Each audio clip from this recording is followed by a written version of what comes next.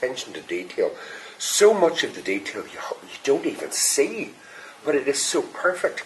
Now, it was heavy. By season 5, it kept getting heavier every season because they kept making it more ornate and more elaborate. So by the 5th season, it was 28 kilos. You could barely which walk. it's about 4.5 stone. And I had to stand on the back of a boat coming into Bravos Harbour in 28 kilos of armour, which I think was probably the most terrifying moment of my life. Does it ever then make you kind of wonder to yourself, am I safe? Am I next? Yes, definitely. Again, I keep asking them, they're like, oh, just have to wait and see. And I'm like, oh, it's really funny, but seriously, like, am I gonna die?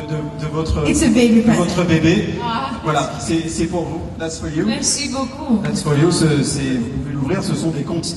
Do I open this now? Or? Yeah, you can open it. It's a baby. C'est pour votre bébé. C'est de la part de tout le Comic-Con qui Paris, bien entendu. Hein, it's from Comic-Con, Carice in general.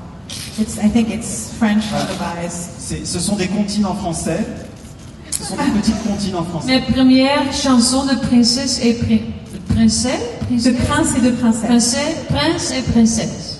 Voilà, j'ai hésité entre ça et...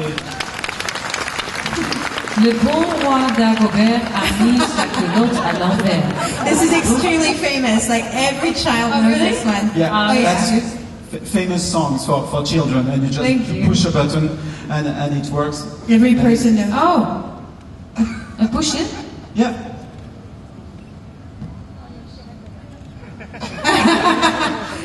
Ouais, j'ai hésité entre ça. I mean, it's a shame because the best looking part of it was actually the best bit to wear. The other bit was hard work. Yeah. And bathroom breaks were a lot of fun. And the brass, don't do yourself an injury. The brass leaves actually did curl up under the lights, so when you sat down, it was literally a pain in the ass. He would either that, or he would go for a figurine with a head off, you know. But he thought this might be more appropriate. How do I stop it? It will stop by itself. But that armour, the upper part of it is actually fiberglass. No, it was only fiberglass when you wore it, chum. Well, they changed the brass in season 2. All right, you got unlucky. Yeah. He's wondered when you of course when you work on your scripts as every actor does, but do the producers ever show you, or the directors ever show you some storyboards, some visuals of what the scene might be ahead of shooting? Yeah, well, not regularly, but when it comes to, for example, intimate scenes, and you want to know exactly how they're going to shoot you, what part of your body they're going to shoot. Sometimes they take the storyboard and show you exactly what they're going to do, and that makes you feel a little bit more safe. Not less nude, but a little bit. And then you tell them to change it. I try, but no way, man. No way. There's no way I can change that. They're very intense, but it's the most rewarding feeling. Yeah. And it's I've funny seen a couple in a... Yeah, we'll go into the audience in a second, because I was laughing if we had William Shatner here talking about Star Trek, and that's a great choice of words for fans who are really into it. Intense. Yeah. Do you want to maybe give me more on that? Intense meaning? Well, a guy... Like, people just... A guy what? Well, I mean, I was at Comic-Con recently, which is just, like, the place to go if you want to see what the fan reaction is like for these sort of things. And I saw about 6 million Batmans and 3 million girls dressed as me, and it's just, like, the most crazy thing ever. And you will not experience it unless you're on some fantasy or sci-fi show or film. It's a reaction like no other. Et on vous dit, tiens... Ça te dirait de passer le casting pour une série? Comment ça s'est passé? Racontez-nous comment vous êtes passé de ces rôles de cinéma à Game of Thrones. Comment on vous a présenté votre...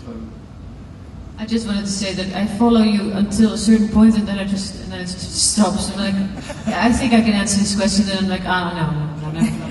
Someone clicked their fingers to suggest light the fire off camera, and the thing just right in front of my face, and the look on my face when I came back from not being in front of the fire was just and I was totally taken aback, because that was the most real effect I'd ever seen. I was quite intrigued from the beginning, but I had no idea what it was about. And I remember asking friends that had actually read the books and saw the first season, like, is that something for me? Like, fantasy? And is that, should I do that? Should I, and they were like, of course you should do that. This is like one of the best things I've ever seen. And I had not seen anything before that. So when I started watching the first 3-4 episodes, I was like, oh yes, this is so great. I really, really want this part now. And I fucked up during the audition, but I still got it. And I have no idea why. But I'm very, very grateful that I'm in this crazy world called Game of Thrones. What's your name? Cormac. Cormac, how old are you, Cormac? I'm 16. Okay, you're the cut of Joffrey, obviously. And you're wearing... where'd you get this? This is curtains. There you go. Was your mum okay with you taking the curtains off the... I didn't tell her until after I made it. What do you mean was you fucked up the audition? We're curious. I just fucked up the lines. I was just... my first audition scene was, I think, burning the gods on the beach. And I had to do all this big speech about burning stuff, and I was so nervous, and there were all these men in the room, and I was just alone, and just so nervous, and I just said weird words, and I just made it up a little bit, I think, but it was probably really scary, I guess, but I did, I don't know.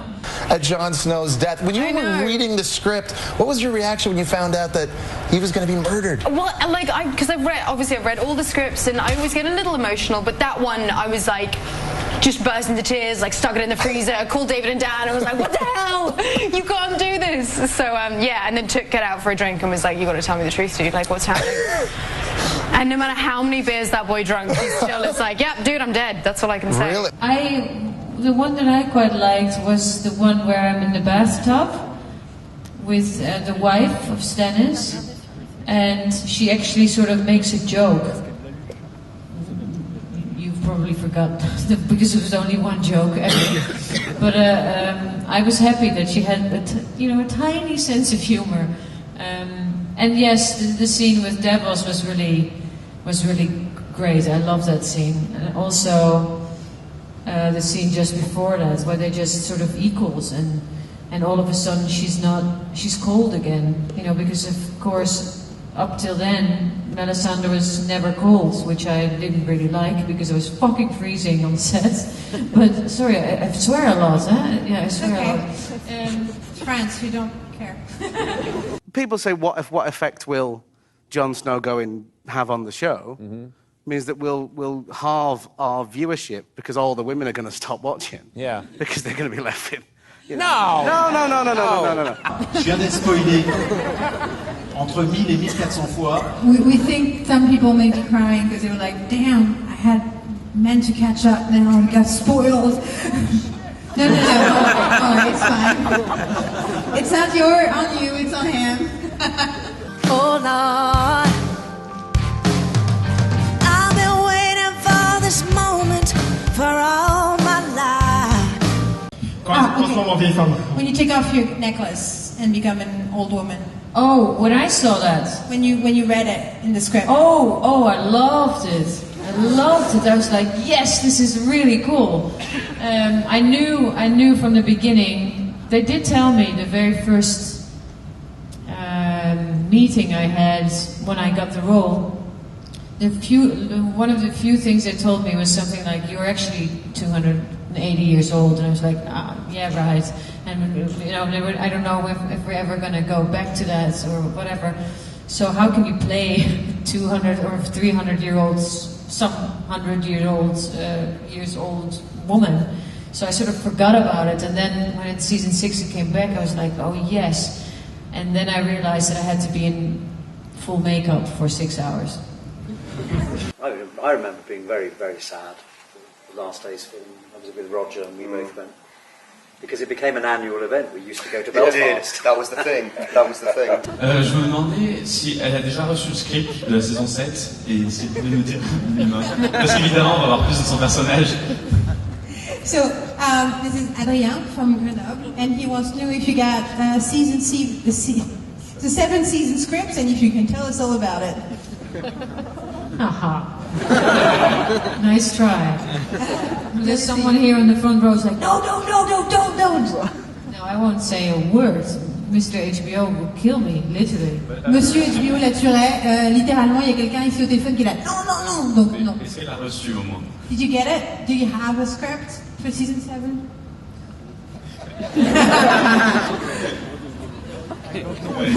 Just not. Just not. Just say no. Might have a little script, maybe.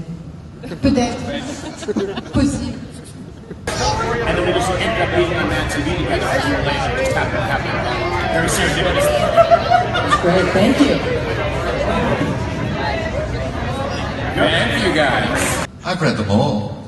Huh? I've read them all. You know who's on the Irish I'm Throne. even featuring it. I've read all the scripts. Okay, Yeah. so you read all And I'm not in it. Oh, and you...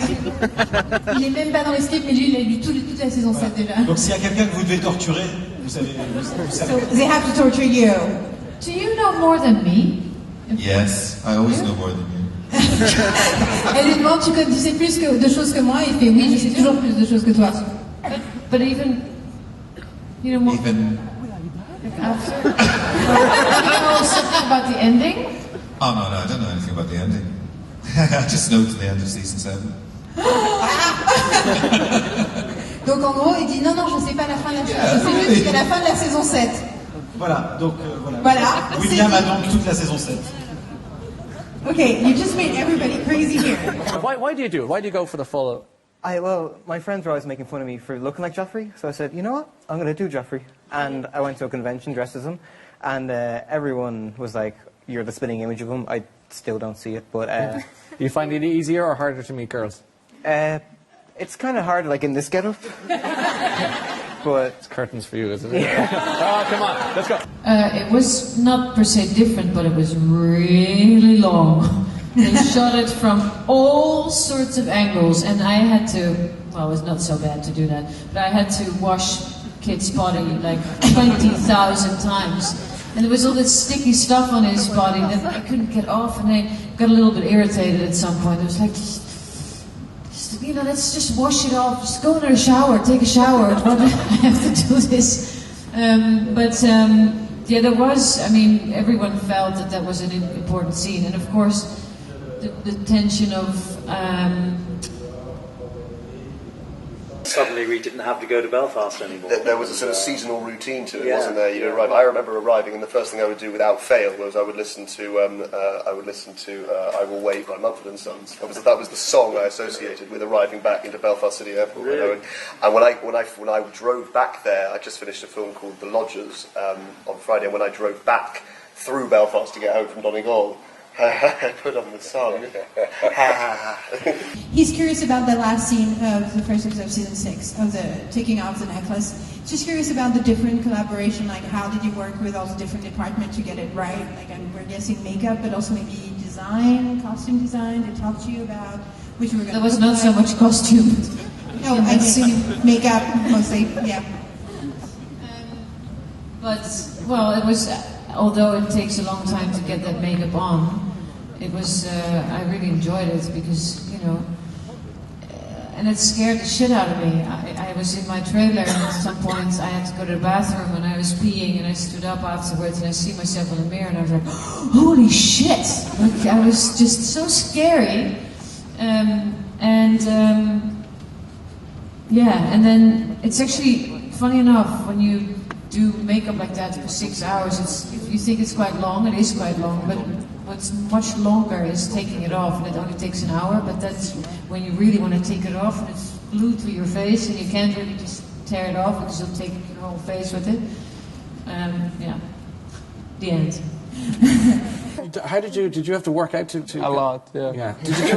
Did you do it for this very purpose, or were you working out anyway? Yeah, I was following the Jason Momoa's diet and workout body thing. Does it help things in the bedroom? Well. So he's this is for you. He's from Paris, and when you see Sharon burn, he's wondering if your character feels any emotion or she's just cold at that point. Well, not really cold. Cold-hearted. I would put it this way: she just has no. She cannot afford. No, it's not afford. Yeah, she cannot.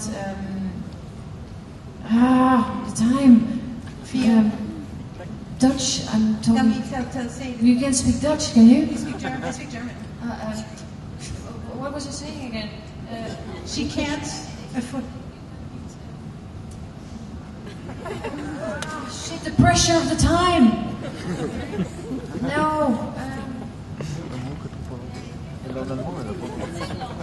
Pressure of Westeros time. Process?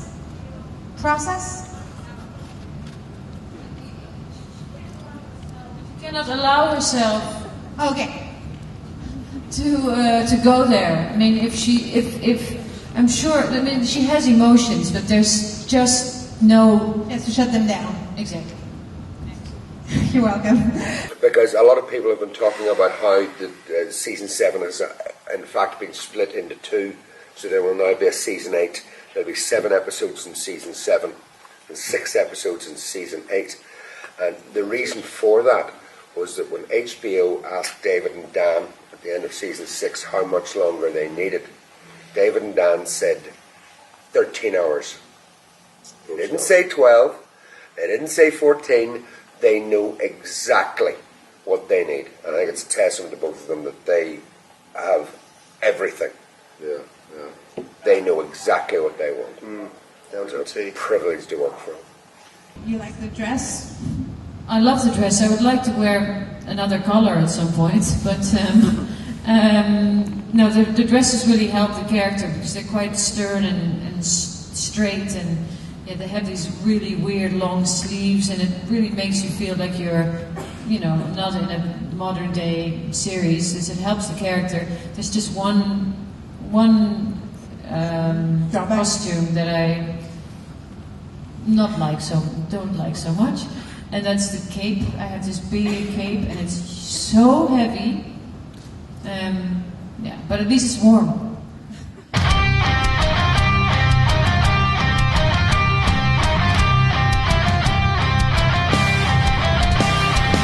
The joke was on in there, and they said Game of Thrones was the first thing that came to mind. so bad. Because I was the guy